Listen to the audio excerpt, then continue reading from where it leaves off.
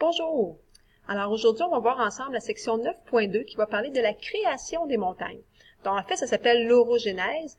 Donc tu vas prendre la page 292 de ton cahier Origine. Alors, à la page 292, donc on te dit justement, on te donne une petite définition de ce qu'est l'orogénèse. Ici. Donc, on te dit que c'est le processus de formation de montagnes. Donc, on parle ici bien naturellement du relief. Donc, on va voir qu'il y a plusieurs façons que les montagnes peuvent se faire. On a déjà commencé à aborder un petit peu au dernier cours, là. On parlait de collision, donc tu as peut-être une petite idée. Et on commence justement avec la collision de deux plaques continentales. Donc, tu peux rajouter ici, donc c'était écrit la collision entre deux plaques, chaîne de collision, mais j'aimerais ça que tu me rajoutes que c'est des deux plaques qui sont continentales, parce que tout à l'heure, on verra qu'on peut aussi avoir la collision entre une plaque continentale et une plaque océanique. Alors, ici, on vous dit que les croûtes continentales, donc les deux croûtes, par exemple la croûte terrestre, vont se rencontrer et à ce moment-là, elles vont se plisser. Donc, pense par exemple, tu as deux croûtes qui s'en vont l'une vers l'autre, qu'est-ce qui va se passer quand il va y avoir collision? Ben, ils vont continuer à avancer, ce qui fait que la croûte va monter en altitude. Donc, c'est ce qui se passe dans notre dessin ici. On vous dit, entre autres, que c'est le cas de la chaîne de montagnes de l'Himalaya, et c'est aussi le cas des Alpes. Donc, c'est ce qu'on verra aussi en classe à travers un document que je vous ferai travailler. Donc, ça, c'est pour la collision de deux plaques continentales. Qu'est-ce qui se passe lorsqu'on a une plaque continentale avec une plaque océanique? Ça, c'est ce qu'on va voir à la page suivante.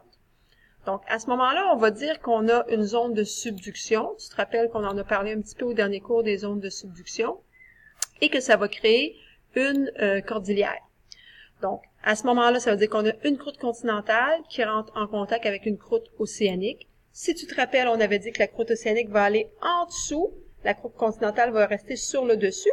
Mais ce qui se passe avec la croûte continentale, c'est qu'elle est quand même un peu stoppée par ta croûte océanique. Ce qui fait qu'en avançant, elle va monter en hauteur elle aussi.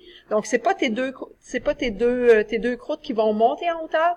T'en as une qui va descendre et l'autre qui va monter. Ça va quand même faire de très hautes montagnes, comme par exemple la cordillère des Andes, mais qui est quand même un petit peu moins haute que l'Himalaya, parce que c'est pas tes deux plaques qui montent en hauteur. Donc, c'est ce qu'on dit ici. Donc, ça va créer une zone de subduction. À ce moment-là, la lithosphère donc ta croûte qui est plus dure va former ta cordillère. Et il va y avoir création de volcans.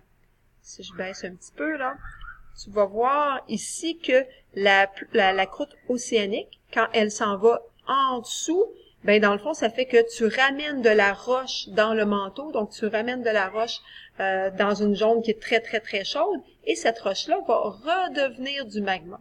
Donc la roche, c'est en fait du magma durci. Donc, si la roche va redevenir du magma, ça va faire trop de magma dans cette section-ci. Donc, il va y avoir beaucoup de pression. Ce magma-là, il va falloir qu'il sorte à quelque part. Il va se faire des fissures. Il va trouver un moyen de remonter à la surface. Et là, ça va ajouter en plus à ta chaîne de montagnes où est-ce que tu vas trouver des volcans. Dans les chaînes de l'Himalaya, il n'y a pas de volcans parce que c'est deux plaques continentales une vers l'autre. Dans les Andes, il y a des volcans parce que c'est une zone de subduction. Tu as vraiment une plaque océanique qui fonce sous l'autre plaque et à ce moment-là, il va y avoir création de magma. Ce magma-là, il faut qu'il finisse par sortir. Tu peux pas juste rajouter de la matière à l'intérieur de la Terre. Il va falloir que ça ressorte à quelque part d'autre. Donc, il va y avoir création de volcans. Donc, la subduction va créer des volcans.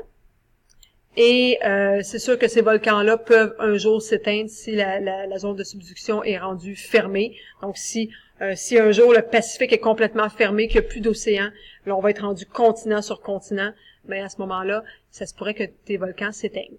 Mais tes volcans vont s'éteindre. Et c'est le cas OK, donc ici, la cordillère des Andes, on a des volcans parce que la croûte océanique est encore en train de rentrer sous la croûte continentale. Si on continue, troisième façon de créer des montagnes, celles-là sont vraiment pas hautes, on va dire que c'est des collines. Donc ça, c'est avec des points chauds. Alors, on vous a fait un dessin, je vais te l'expliquer, puis après ça, j'irai souligner. Donc, j'ai repris le dessin un petit peu ici parce que je trouvais qu'il était incomplet. En fait, c'est qu'un point chaud, c'est une source de magma qui remonte vers la surface. Et dans le cas qu'on va parler ici, à la section 9.2.3, ton magma n'arrive jamais complètement à la surface. Il n'a pas réussi à se faire de fissure pour créer un volcan, ou encore ça s'est calmé par la suite. Donc finalement, ton magma n'a jamais atteint la surface. Donc c'est pour ça que ton sol est dessiné en noir ici. Et ce qui s'est passé dans le cas des montagnes montérégiennes, ça c'est le mont Saint-Hilaire, le mont Saint-Bruno, Saint-Grégoire, donc il y en a plusieurs, là on en parlera plus en profondeur en classe. Mais ce qui s'est passé avec ces montagnes-là, c'est qu'on a eu beaucoup d'érosion. Donc, l'érosion a été due à des glaciers énormes, des glaciers de 2 km d'épaisseur qui sont passés au-dessus de nous dans la dernière période glaciaire. Donc, la Terre a déjà été beaucoup plus froide qu'elle l'est maintenant, ce qui fait qu'un glacier, quand ça va se créer, quand ça va se retirer, ça ne fait pas juste se déposer et partir. Un glacier, ça avance, ça bouge et ça se retire aussi. Et un glacier de 2 km d'épaisseur, tu peux t'imaginer que c'est très, très, très lourd et donc que ça va arracher des morceaux de terre, des morceaux de roche. Alors, ce qui s'est passé, le magma, quand il est monté, il a réchauffé la roche qu'il y avait tout autour. Cette roche-là est devenue très, très, très chaude et ensuite, elle s'est refroidie. Ce refroidissement-là a fait que la roche qui était tout autour est devenue excessivement dure, plus dure que le reste de la roche. Alors, ce que j'ai mis en orange, c'est le magma. Ce qui est en noir autour, ça va être de la roche très, très, très dure. Et ce que je pourrais mettre en jaune, oups, on va colorier comme ça ici, c'est de la roche qui est plus molle. OK? Donc, tu avais de la roche molle autour de tout ça, de la terre et tout ça. Et là, tes glaciers, quand ils sont arrivés, ils sont venus éroder toute la partie qui était plus molle. Ce qui fait que si je prends mon efface pour venir éroder tout ça, donc, c'est venu gratter, si tu veux, une partie du sol. Hop, ça ici. Et la roche qui était plus dure, elle, ben, ça l'a pas gratté, ça l'a pas arraché parce qu'elle était excessivement dure.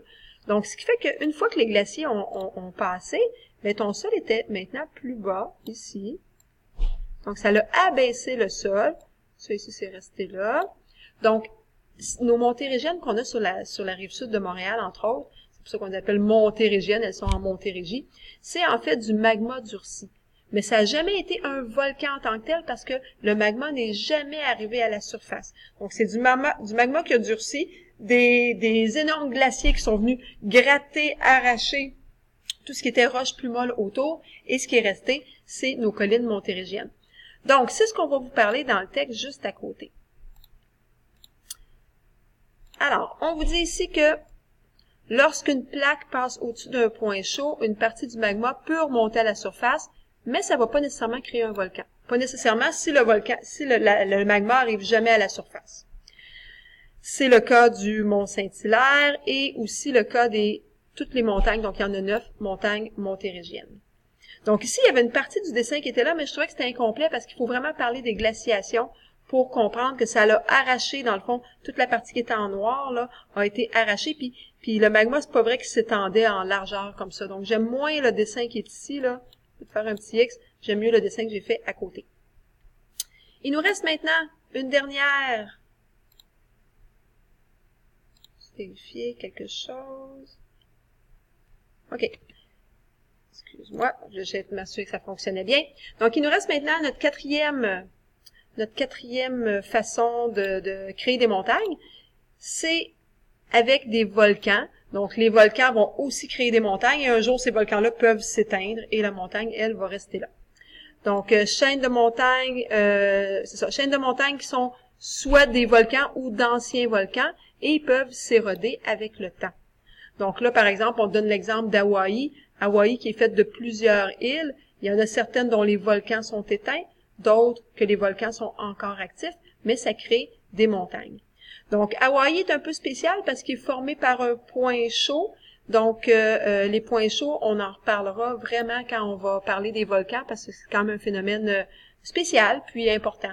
Donc, on va y porter un petit peu plus d'attention. Donc, ça termine les choses pour aujourd'hui.